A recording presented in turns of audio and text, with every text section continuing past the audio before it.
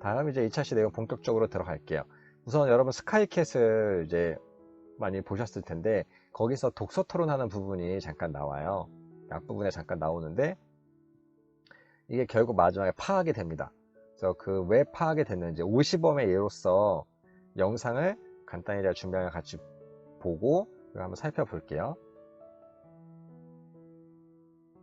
네, 그 영상의 내용 한 5, 6분 정도의 영상을 같이 이제 봤는데 그 내에서 이제 우리가 참고해야 돼 50엄의 예 보면 우선 패널에 적합한 도서를 선정하는 것, 그리고 중간에 이제 이 패널 학생들이 이제 서로 말을 이제 끊고 들어가고 사회자 어른들이 이제 하고 이러는데 패널들의 태도에서 남의 말을 끊지 않는 경청과 반응의 태도, 그리고 조금 사회자가 어떤 방향으로 기울어지는데 균형을 잡는 것, 그리고 조금은 아까 여기서는 전수라는 표현을 드는데 이 사회자의 생각이나 그런 것들을 되게 강요하고 그것을 좀 일방적으로 전달하는 그런 면이 있는데 그런 것을 조심해야 되고, 그리고 이 사람 다양하게 말해 보라고 차 교수는 하지만 결국은 되게 강의식으로 전달이 되는 경우가 있는데 결국 그거 자체가 나쁘다기보다는 나의 컨셉과 의도에 맞는 형식으로 진행하는 것이 중요하다, 이런 내용 간단히 정리할 수가 있어요. 다시 한번 우리가 1차 시 때 배운 독서 토론의 구성 요소의 관점으로 볼게요. 도서와 이 참가자와 사회자 이 세 가지 구성 요소로 나누어서 봤을 때 이 차라투스트라는 이렇게 말했다라는 책 자체가 이 학생들, 즉 중학생, 고등학생이랑 일반인들이 함께 나누기에는 조금 어려웠다. 그 내용을 여기서 지적할 수 있고요, 영상에서.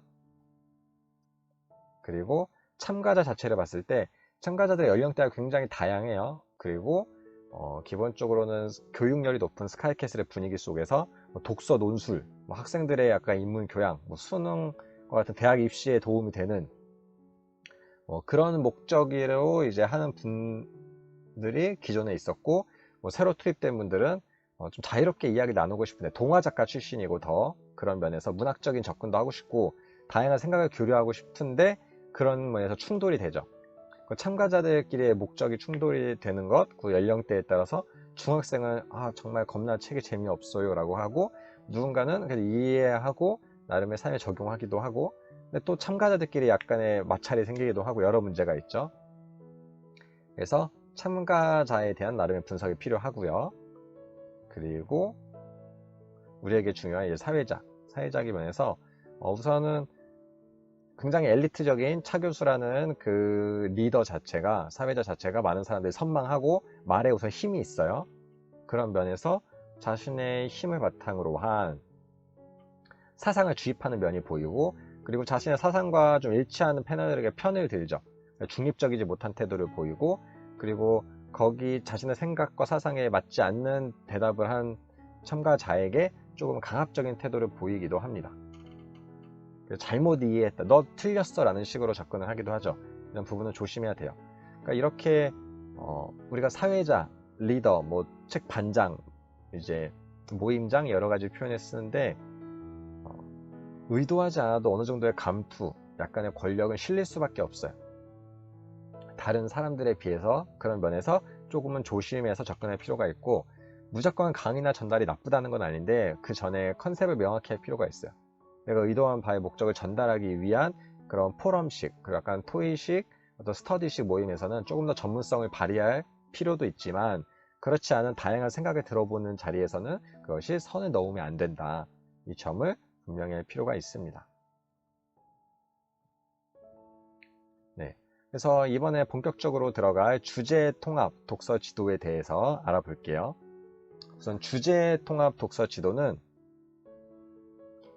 하나의 주제를 중심으로 다양한 독서 활동을 이제 통합하는 거예요. 그래서 꼭 책 외에도 다양한 매체를 이용해도 됩니다. 책이나 영화나 다큐, 칼럼, 뉴스 기사를 이용해도 돼요. 근데 그 이용의 기준은 주제죠. 테마. 그래서 이렇게 접근하는 주제 통합 독서 지도는 우리 삶에 조금 더 친밀해요. 우리 일상생활 속에 있는 경험, 삶에 근접한 테마들을 주제로 많이 하기 때문에 그런 면에서 좀 더 접근성을 높일 수가 있습니다. 하나 예를 들면 제가 실제로 이제 월마다 테마를 정해서 이제 주제 모임을 진행한 적이 있었었는데 5월에 가족이라는 주제로 모임을 진행했었어요. 5월에 가정의 달이라 주제 정했었고 그 주제에 맞는 책, 그래서 가족에 대한 책을 정하고 그리고 가족에 대한 영화도 함께 보고 마지막에 가족에 대한 활동, 편지 쓰기랑 활동도 같이 했었어요.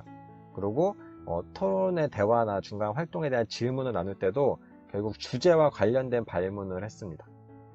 여러분이 생각하는 가족의 모습, 여러분이 생각하는 바람직한 자녀의 모습, 이런 것들을 나누고 반성할 점, 내 삶에 적용할 점을 나누고 이렇게 하면서 결국은 5월 한 달 동안 우리가 열심히 다른 활동을 통해서 가족이라는 주제를 좀 더 깊이 있게 이해해 보는 그런 시간을 가졌습니다.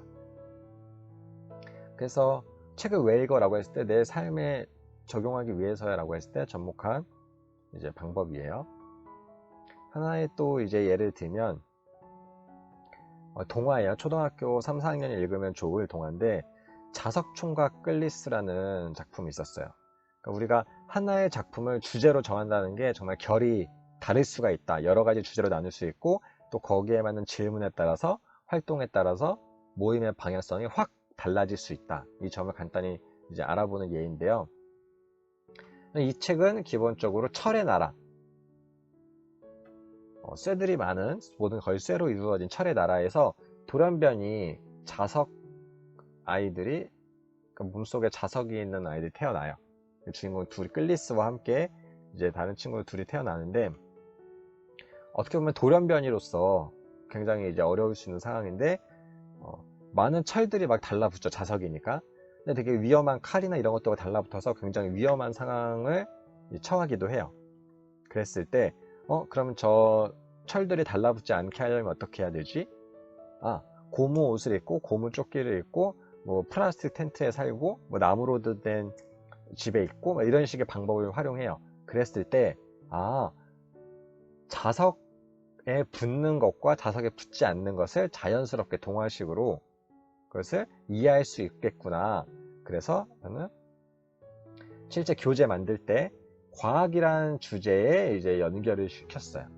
그래서 이 소설을 읽고 자연스럽게 철과 자석의 관계에 대해서 이해하고 그리고 과학 지식 그리고 실험 같은 거를 함께 해서 이제 교과 지식을 얻을 수 있겠다 라고 컨셉을 잡고 이제 프로그램을 만들었었어요. 근데 이후에 이 작품이 또 교과서에 담겼었는데 교과서에는 국어 과목에 담겼었어요. 국어 과목에 담기면서 성장이란 키워드로 여러 가지 발문과 글쓰기 활동으로 이어졌었어요. 그래서 어떻게 또 성장과 연결이 되냐? 아까 제가 2명의 아이라고 말씀을 드렸는데 똑같이 몸에 자석이 있는 아이 클리스와 다른 친구 클라라 이렇게 둘이 있을 때 한 친구는 나의 몸에 있는 자석을 활용해서 구조대원으로 활동을 합니다. 다른 사람을 도와주고 잃어버린 물건을 찾고 되게 이로운 일을 많이 하고 한 친구는 야, 너 굉장히 조심해야 돼. 너 약간 특별하고 이상한 아이니까 너 집에만 있어. 나가면 위험하니까는 여기서 얌전히 있어. 이런 식으로 해서 자존감이 굉장히 낮아진 상태로 쭉 지내고 힘이 없어져요. 그래서 우리는 같은 상황에서도 어떤 태도로 접근하느냐 그런 면에서 자존감이 형성이 되고 이것을 바람직한 성장의 태도 그리고 이제 미래의 모습으로 이끌어 나갈 수 있다. 이런 성장의 느낌으로 더 접근을 할 수가 있습니다. 근데 같은 작품을 어떤 주제랑 연결 지어서 어떤 방향으로 이끌어 가느냐에 대한 정말 결이 다르죠. 같은 작품인데 한번 같이 참고하시면 좋고 여러분이 어떤 작품을 봤을 때도 사실 주제가 하나로 정해지지 않고 여러 가지로 되는 경우가 굉장히 많아요. 하나 이상인 경우가 훨씬 더 많습니다. 그랬을 때 잘 여러분이 의도에 맞게 기획 컨셉에 맞게 연결하는 연습을 하시는 게 좋습니다. 네. 우리가 책이 엄청 많지만 그 중에서 그 책들을 이제 깊이 있게 봤을 때 궁극적으로 하는 메시지는 이렇게 원형적인 키워드, 원형적인 주제로 떨어지는 경우가 많이 있어요. 네, 그래서 이 원형적인 주제는 우리가 그 작품을 읽지 않아도 할 말들이 있는, 다 경험 속에서 스며들어 있는 내용들이 많이 있어서 쉽게 사람들의 참여를 이끌어낼 수가 있습니다. 그 주제 자체에 대한 친근함을 갖고 있는 거죠, 삶 속에. 그래서 제가 여러분과 직접적으로 이제 같은 책을 읽지 않아도 이런 질문들은 여러분이 편하게 대답을 나눌 수 있고, 또 저도 피드백을 할 수 있고 같이 대화를 나눌 수 있는 주제들이에요. 그래서 어떤 작품인데 어떤 원형적인 주제가 꿈이다, 그러면 궁극적으로 여러분이 이루고 싶은 것이 있나요? 또 여러분은 그것을 위해서 어떤 노력을 하고 있나요? 라고 하면 대화를 쉽게 이끌어가고 대화가 이제 원활하게 참여를 유도할 수 있어요. 작품에 대한 기억이 잘 안 나도 작품에 대한 내용은 내가 좀 틀린 게 아닌가, 잘못 이해한 게 아닐까라고 머뭇할 수 있는데, 이 주제에 대한 접근은 좀 더 자유롭게 할 수 있어요. 그리고 우리가 사랑에 대한 작품 뭐 엄청 많죠. 그것도 다 보고 나서 여러분이 사랑에 빠지는 순간은 언제인가요? 여러분은 영원한 사랑을 믿나요? 이거는 굉장히 여러 가지 작품에서도 통용되는 질문들이에요. 그래서 일반적이고 공통적으로 통용되는 질문들을 주제 중심 모임에서는 잘 활용할 수 있고, 또 사회 면에서도 요즘 뭐 여성 인권에 관한 것, 그리고 우리가 좋은 사회, 인권에 관한 것들에 대한 우리의 노력, 이런 것들도 여러 책에서도 반복적으로 활용되는 주제고요. 또 인생에 관한 책에서도 여러분의 좌우명은 무엇인가요? 이런 질문들은 굉장히 활용도가 높습니다. 그래서 저는 크게 우리를 형성하고 있는 7가지 가치관에 대한 주제를 많이 이야기를 해요. 그래서 인생이란 큰 틀 안에서 우리의 꿈, 가족, 사랑, 친구, 사회, 죽음, 그래서 이런 주제들에 대한 질문들을 여러분이 이제 갖고 있고 평소에 많이 하고 있으면 어떤 작품을 읽었을 때도 이런 질문이 떠오르네, 이런 철학적인 내용, 정체성에 대한 내용을 같이 나눠보면 좋겠다 라고 해서 대화를 이끌어 갈 수가 있습니다. 그리고 여러분이 있던 주제에 대한 인식을 갖고 있으면 어떤 작품을 내가 스쳐가듯이 음악을 듣고 프로그램을 보고 했을 때도 이 주제랑 이렇게 연결해서 접목하면 재밌는 모임이 되겠는데, 재밌는 프로그램이 되겠는데 라고 아이디어가 막 확산이 될 수 있어요. 그래서 이만큼 범위 많은 부분을 포용할 수 있는 원형적인 주제들에 대한 생각을 하고 있으시면 좋습니다. 네, 그래서 여러분이 준비하신 책 있죠? 준비하신 책을 1분 정도 간단히 이제 소개하는 시간을 가질 건데, 책에 대한 내용 소개와 함께 여러분이 그 특정 주제에 한번 연결 지어 보시는 거예요. 하나 이상 여러 가지 괜찮습니다. 그래서 이런 주제와 연결 지을 수 있을 것 같아요 라고 하시면 그게 우리들의 모두 아이디어니까.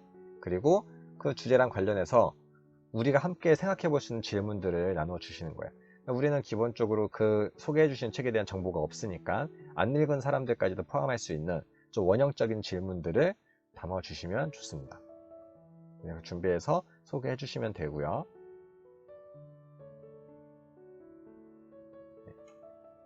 네, 여러분이 소개 잘 해주셨는데 그 소개해 주신 내용을 바탕으로 실제로 어떻게 모임들이 이루어지고 있는지 간단히 볼게요.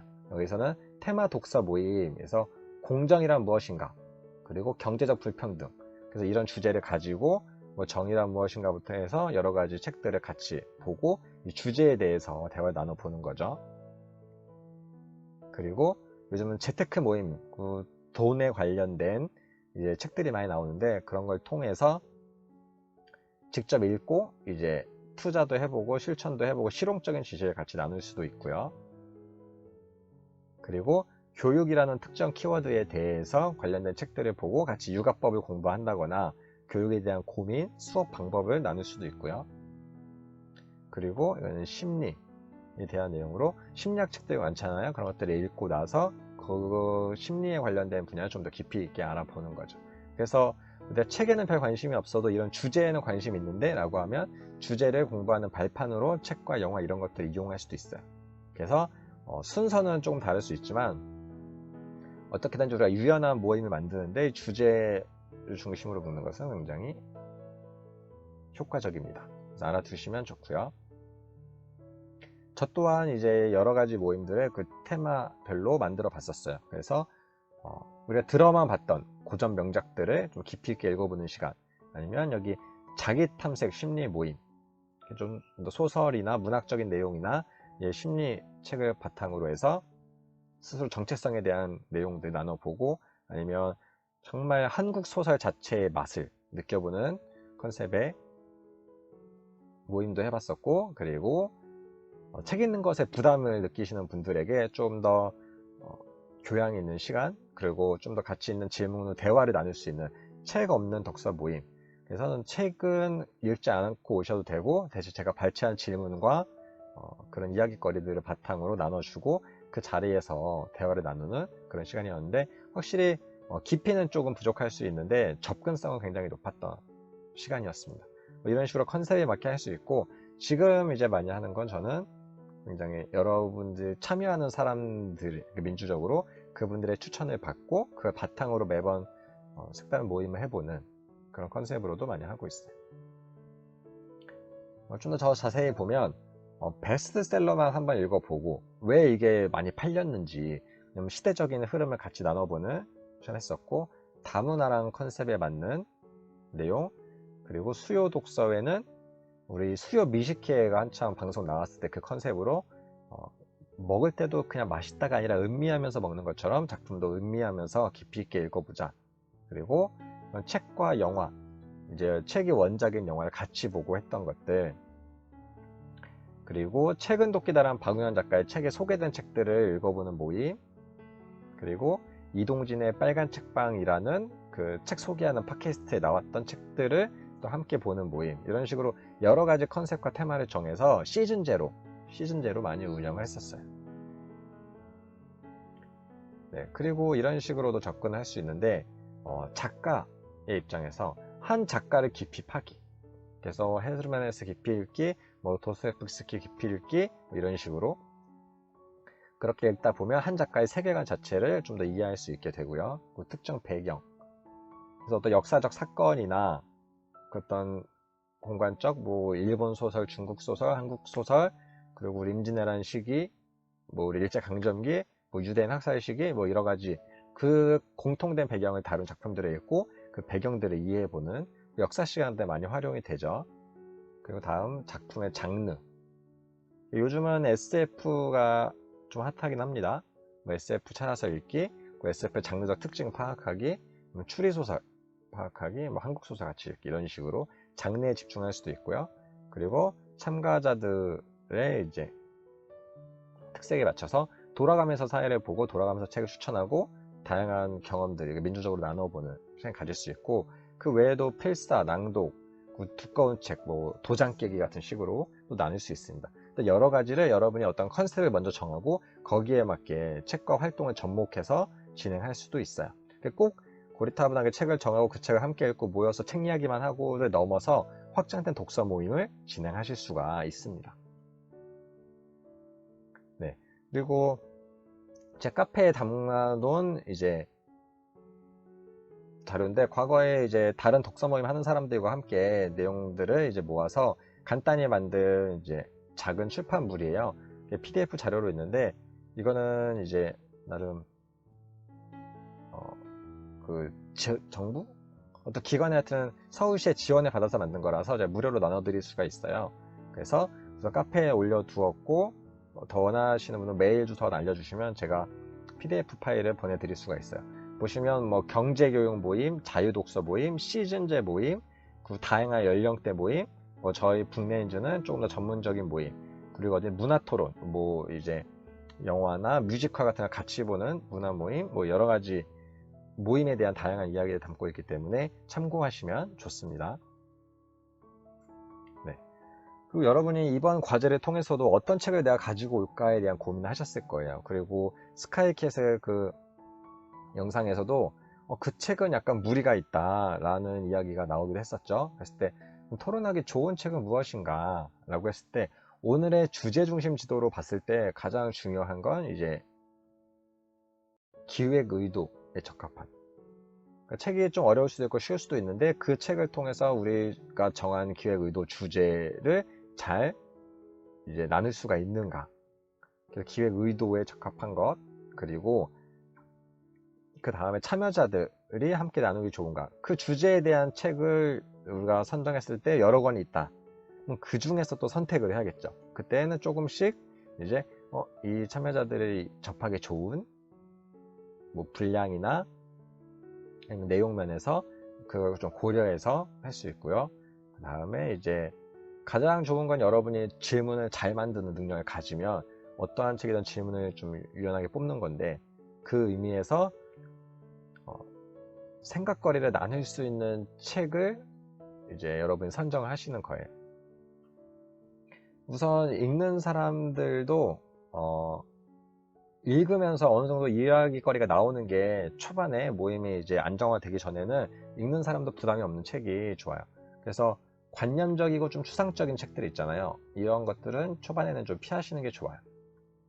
그러니까 이 작품들이 나쁘다기보다 무슨 이야기를 하고자 하는 거지 라고 약간의 멘붕이 오면 참여자들이 약간 의욕이 떨어질 수 있고, 질문 만드는 사람도 고민이 좀 빠질 수가 있거든요. 그런 면에서 조금은 이제 명확한 키워드와 명확한 이야기거리를 갖는 책, 그것을 먼저 선정을 하고 그 이후에 조금 더 모임이 무르익으면 그때 조금씩 모호한 책들 또 나누는 게 좋습니다. 하여튼 이번에는 조금은 생각거리 자체가 잡히는 책, 명확한 책을 하기를 권해드려요.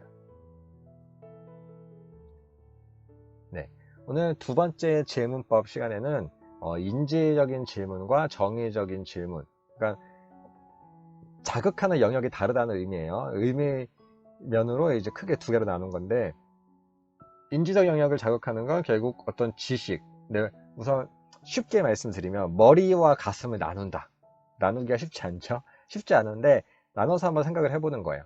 그러니까 머리를 굴려서 알아야 되는 것, 방법을 탐구해야 되는 것, 이런 것들을 확인하는 질문과, 아니면 가슴으로 재미있나 재미없나 내가 느꼈다, 내가 슬프다, 감동적이다, 아니면 내가 화가 난다, 이렇게 내 감정적인 부분의 영역을 건드는 질문, 이것을 한번 크게 나눠보는 거예요.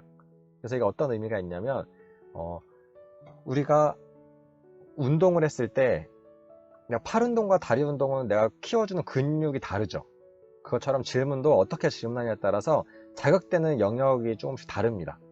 그랬을 때 여러분이 그 분위기에 맞게, 패널 참가자들에 맞게, 그리고 여러분이 누가 학생을 지도한다면 학생의 능력에 맞게 자극할 수 있는 부분을 선택을 좀 자유롭게 할 수 있는 도구 활용 능력 같이 기를 수 있게 하기 위해서 의미적으로 우선 나누어 놨어요. 그래서 기본적으로 인지 영역은 내용을 확인하거나 내용을 점검할 때 많이 하고요. 정의적인 건 좀 더 나의 감정을 드러내고 표현하고 생각을 조금 자유롭게 꺼내게 유도할 때 좋습니다. 그래서 한번 예를 들어서 보면, 우리 흥부전, 우리가 모두 아는 줄거리 흥부전에 대해서 이야기를 나눠보면, 인지적인 면, 내용 이해했을 때 이 흥부는 어떻게 제비한테 박씨를 얻게 되었나요? 그럼 책에서 어떤 내용을 이거를 이제 알아야 되는 거죠. 그랬을 때 제비의 다리를 고쳐주었어요, 뭐 이런 내용을 나왔을 때 그 내용을 점검하는 거, 그랬을 때 이분 내용을 잘 이해하고 있구나, 이런 것들을 확인할 수 있어요. 지금 우리가 단순한 작품으로 하니까 뭐 이런 걸 물어봐야 돼 할 수 있지만, 조금만 어려운 책들, 특히 비문학 같은 경우는 내용 확인이 제대로 안 되는 경우도 많이 있어요. 그래서 그것을 방지하기 위해서 모임 전에 줄거리를 한번 같이 짚고 넘어간다거나, 아니면 핵심 개념에 대해서 한번 정리하고 간다거나, 학생들 같은 경우는 중요 어휘 같은 것들을 확인하고 모임에 들어가기도 해요. 왜냐면 기본적인 내용이 숙지가 안 된 상태에서 막 자유롭게 이야기하다 보면 결국은 다른 얘기, 뻔한 얘기, 아니면 책과 관련 없는 얘기로 빠질 수가 있거든요. 그런 면에서 한번 점검해 줄 필요가 있고, 실제 어떤 분은 친절하게 항상 책 요약본 같은 것을 나눠주기도 하더라고요, 모임 전에. 좀 고생스럽겠지만 그런 부분 할 수 있고, 정의적인 면에서는 내 기본적으로 작품이 재미있었니? 아니면 너 어디가 인상 깊었니? 아니면 너는 무엇을 느꼈니? 같은 거. 했을 때 여기서는 저는 제비가 너무 불쌍하게 느꼈어요 라고 했을 때 엉뚱한데? 라고 할 수도 있지만 그거는 스스로 느끼는 거니까 제가 새를 키우거든요 이럴 수도 있는 거죠. 우리 집에 강아지가 있는데 너무 다리가 뻔질어질 거 생각하면 너무 불쌍해요. 너무 나빴어요. 그리고 제 동생한테 미안해요. 형제 관계에 대해서 고민할 수도 있고 형제가 없는 분은 여기는 고민 덜 할 수도 있죠. 그런 것 같으면 자유롭게 느끼는 이야기를 나눌 수 있게끔 하는 것이 중요합니다. 서로 다른 영역에 대해서 고민할 수 있게끔 자극할 수 있게끔 하는 질문을 알아보았습니다. 네, 이상으로 오늘 2차 시 마치도록 하겠습니다. 감사합니다.